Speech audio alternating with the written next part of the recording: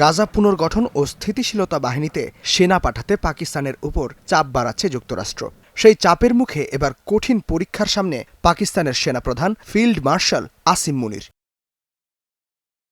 বার্তা সংস্থা রয়টার্স বলছে, কয়েক সপ্তাহের মধ্যেই ওয়াশিংটনে ট্রাম্পের সাথে বৈঠকে বসতে পারেন আসিম মুনির। এটি হবে গত 6 মাসে ট্রাম্পের সাথে তার তৃতীয় বৈঠক। গাজা স্ট্যাবিলাইজেশন ফোর্স গঠন নিয়ে আলোচনাই হবে এই বৈঠকের মূল বিষয়।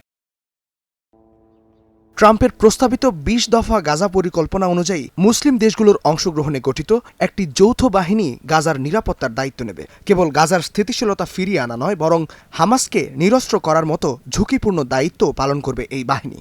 There is a risk of religious hardliners reacting negatively.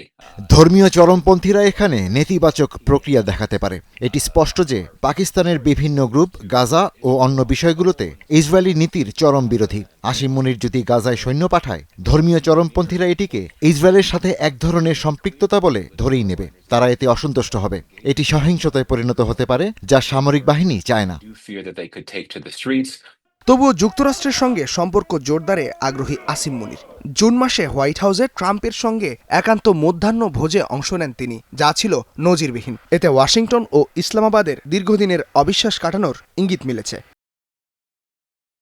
বিশ্লেষক মাইকেল কুগলম্যানের মতে, গাজা স্ট্যাবিলাইজেশন ফোর্সে সেনা না পাঠালে ট্রাম্প অসন্তুষ্ট হতে পারেন, আর তা পাকিস্তানের জন্য বড় ঝুঁকি। কারণ এখনও যুক্তরাষ্ট্রের বিনিয়োগ ও নিরাপত্তা সহায়তার উপর অনেকটা নির্ভরশীল Islamabad. If the Pakistanis decline to be a part of this mission, then that might disappoint Trump. যদি পাকিস্তান এই মিশনে অংশগ্রহণ না করে, তাহলে ট্রাম্প অসন্তুষ্ট হতে পারেন, আর এটা পাকিস্তানের জন্য সমস্যার সৃষ্টি করতে পারে। কারণ এটা স্পষ্ট যে শুধু আসিম মুনির নয়, সামগ্রিকভাবেই নাগরিক ও সামরিক নেতৃত্ব সবাই চাইছে যেন যুক্তরাষ্ট্র পাকিস্তানে বিনিয়োগ করে ও নিরাপত্তা সহায়তা প্রদান করে, যা বেশ কিছু সময় ধরে স্থগিত রয়েছে। বিশ্বের একমাত্র মুসলিম পারমাণবিক শক্তিধর পাকিস্তানের সেনাবাহিনী যুদ্ধ ও বিদ্রোহ দমনে অভিজ্ঞ। বিশ্লেষক আয়েশা সিদ্দিকার মতে, সেই সক্ষমতার কারণেই আসিম মুনিরের উপর আন্তর্জাতিক চাপটাও বেশি।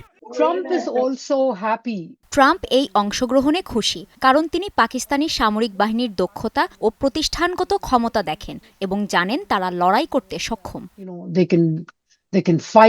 সম্প্রতি ইন্দোনেশিয়া, মালয়েশিয়া, সৌদি আরব, তুরস্ক, জর্ডান, মিশর ও কাতারের সামরিক ও বেসামরিক নেতাদের সঙ্গেও বৈঠক করেছেন আসিম মুনির। বিশ্লেষকদের মতে, এসব বৈঠকের কেন্দ্রে ছিল গাজা বাহিনী নিয়ে আলোচনা।